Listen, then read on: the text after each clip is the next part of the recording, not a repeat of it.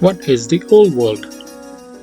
With the current pandemic still raging on, like many others, my curiosity drove me to historical precedents, including the Black Death. While reading about the Black Death, I gathered that the bubonic plague struck as a pandemic thrice in recorded history, which were aptly named the first, second, and third plague pandemics.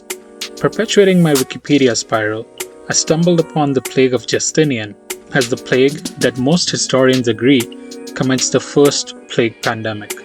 What caught my eye was a phrase in the first sentence: Old World Pandemic of Plague. Old World.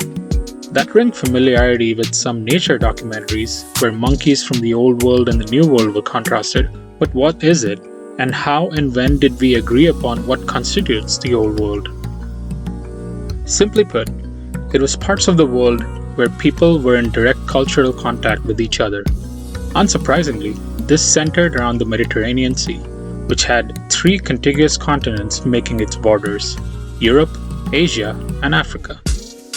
The existence of these major landmasses were known in Greco-Roman history, all the way back to classical antiquity.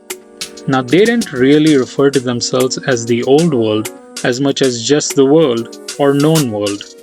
Much like how the First World War wasn't really called the first until a war of such magnitude happened a second time 21 years later, the people in the Old World simply assumed what is known as true, and hence the TO map existed. Trade, conquests, and migrations occurred between these lands, and history was written about events that took place there. The Silk Road and the innumerable sea routes over the Mediterranean and around the Arabian Peninsula helped fortify the connections between the people inhabiting these known lands. Of course, we now know that the lands that were beyond the line of sight of the people of the known world were also inhabited by people. These humans also had their own trade, wars between civilizations, and migrations to greener pastures with pertinent history documented in their languages. It could be rightly argued that from their perspective, and by definition, their world is a known world. Sadly, looking back, the scales of fortune have tilted overwhelmingly in favor of the people from Afro-Eurasia. So we leave the perspective of the indigenous people of these unknown worlds for another time. While the great minds of the known society at the time hypothesized that human population did exist beyond their known world, expeditions to explore these untraversed paths could not be funded without a lucrative return for the people funding it, that is, kings, queens, barons, and other people of wealth.